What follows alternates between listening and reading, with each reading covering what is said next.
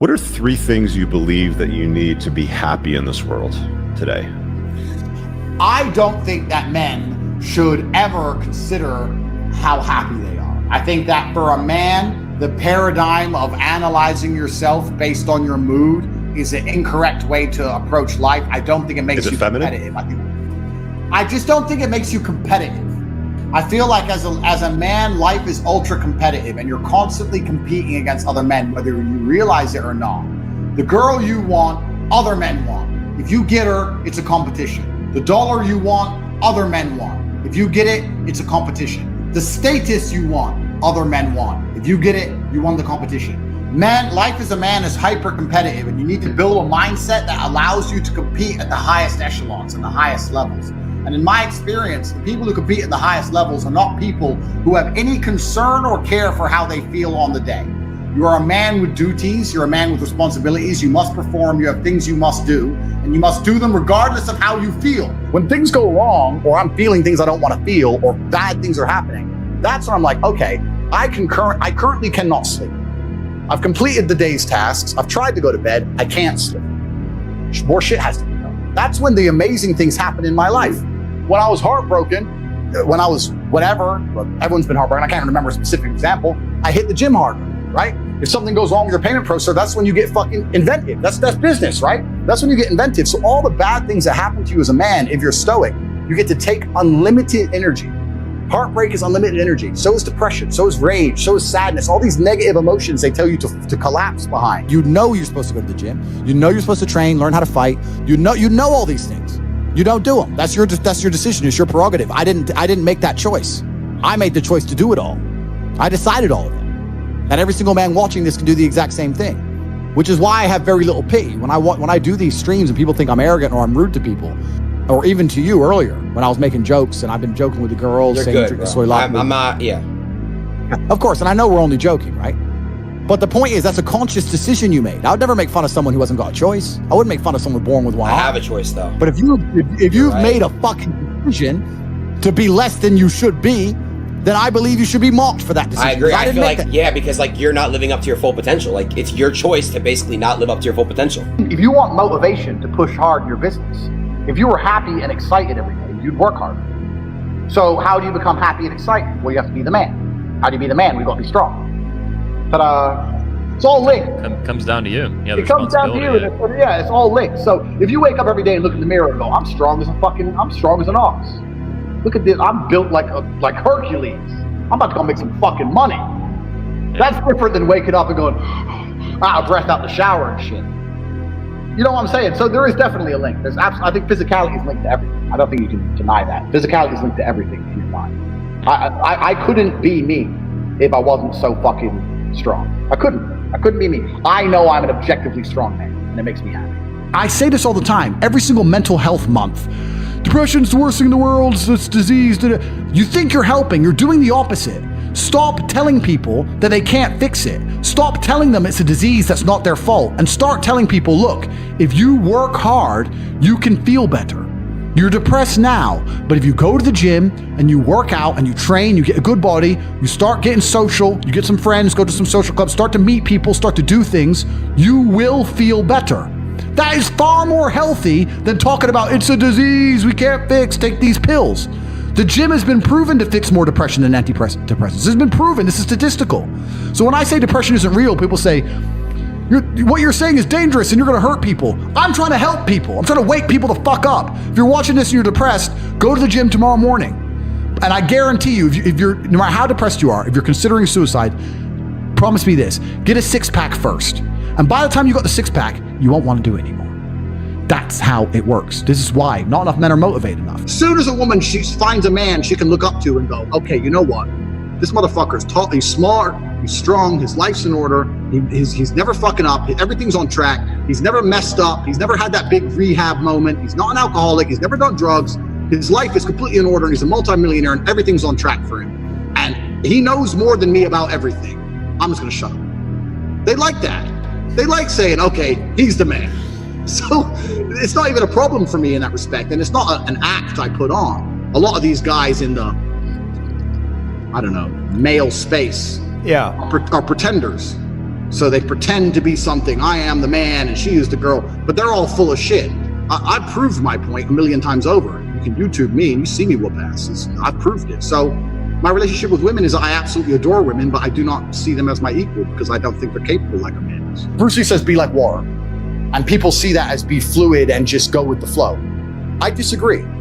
If you're like water, you're necessary for life. You are scary when you're enraged. You're powerful. You're beautiful when you're calm. You're so many things when you're like water, right? So if I'm enraged, it's like water behind a dam. You just got to put the dam in place. And you got to get the turbo, the hydroelectrics put in. Don't tsunami your life. Put the energy somewhere. I find it amazing that people will sit there and spend all their time upgrading that character, making as much money as they can, getting the best guns, getting strong, getting some hoes, meeting important people, getting the best car. They'll do all that in a game, but they won't do it in real life. I find that incredible. Like, my life is GTA. I don't need to play a game for GTA. If I want a gun, I'll fucking buy it. If I want a car, I'll fucking buy it. I want a bitch, I'll get her. It's me. I am GTA. I don't see why people play the games. They play the games because they're scared of loss. Because if you die in the game, you get another chance. If you lose in the game, you get another chance. In life, you get one shot. Damn, that's... But if you get some balls,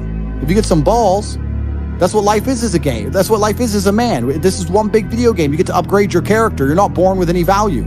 All these women that you just put me on with are born with value. They're pretty already. They're gorgeous already. They're good looking enough. Even if they're a 5, someone's going to give a shit they exist because someone wants to fuck them. As a man, if you don't make yourself valuable, you have no value. You have to get up and do it. Just like a video game, you start with fucking 0. You have to decide if you want to complete it. You have to upgrade your character. There's only one thing on the planet you actually have control over. You can't control the weather. You can't control your health. You can get a brain aneurysm or a heart attack. You can't control other people. The only thing you can actually really truly control is what you think. That's the only thing you can change in real time. You can be thinking of red and change it to blue. So why are you not controlling your own mind? It's your asset. It's your ally. It's your friend. Why would you make an enemy out of the only thing you have control over? I refuse to do that. It doesn't make sense to me. The worst thing on earth that could happen to a man could happen to me. And I guarantee you, I would still label myself happy. I'm happy because that's who I am. That's how I view myself. That's what I've decided. You have the will to fight, the will to experiment, the will to succeed, and the will to fail, and then keep going and going and going. Is that accurate? That's absolutely accurate. I think another thing about fighting will teach you is that it's kind of all or nothing. So my view to money always was, I either want to be a multi-millionaire or I don't want to work at all. So my view is very much like, I'd rather have my freedom and train and just bang girls on the beach in Thailand and live off $20 a day so I could afford noodles than work and be some middle income, go to work every day, sit on the motorway. I can pay my bills. I don't have much left. I'd rather, it was all or nothing for me. It's the same with fighting. You either win or you lose. I either wanted to have it all or I didn't want to play the game. I didn't want to play the game. I didn't want to be in the middle. So for that, I was always prepared to do sacrificial shit. I was always prepared to go crazy or try a crazy idea because I had to pull something off. Like I got offered all the time. Hey man, you can come. I got offered in Oslo. You can come and you can train people at our gym and it's $3,000 a month and you get a free apartment. You get to live in Norway and there's hot girls and you get to hold pads and you can still train. And I was still like, nah, no, I don't want to work. I still got a job. No, I don't want to fucking hold pads with some dickhead. No. Yeah. I want freedom. And freedom either comes from being completely broke or rich.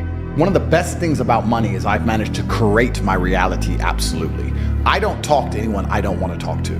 If you come to me and say we can make $100 million, but I don't like your shirt, then you can get fucked. That's my life now. Because I don't need money and I don't like you. So that's who I am, right? So I've created my reality absolutely. And the number one thing I will not do is talk to negative people. I don't want to hear, I don't care what your story is. I don't care what happened. If all you do is complain, you are not around me because it is sticky. It's sticky to you, it's sticky to the universe. It leaves a residue. I don't want to hear it. Everyone around me is happy. And not only happy, we're the kind of people, if we're in a trench and we're getting shelled, we're laughing. Yep. We're like, missed! That's who we are. There's no such thing as too much masculinity if it's genuinely masculine. Genuine masculinity is not out here to hurt people. It's absolutely the opposite. It's out here to protect. And when bad things happen, they call traditionally masculine men. If you need a firefighter, you need a masculine man. When you call the police because of the problem you have, you want masculine men. And as soon as a woman or a man is in trouble, when you look for backup, you look for masculine men. And masculine men have a duty to provide and protect those they care about. We have a duty to do things we don't feel like doing because we know we're supposed to do them. And that's why we stayed in the Titanic and died. Those were masculine men. Where did you get your views about this from? This is what I grew up with. This is the family I grew up around. And Your father, your mother? Yeah, both? and the world I lived in. And I think a lot of the things I'm saying now about masculinity and how people should act in the world, how the world should function, were considered completely normal and accepted by everybody only 20 years ago. I think the world's just lost its mind. Before you click off, I want you to understand something most people never realize. Your future is not built in big dramatic moments. It's built in the small invisible ones like this.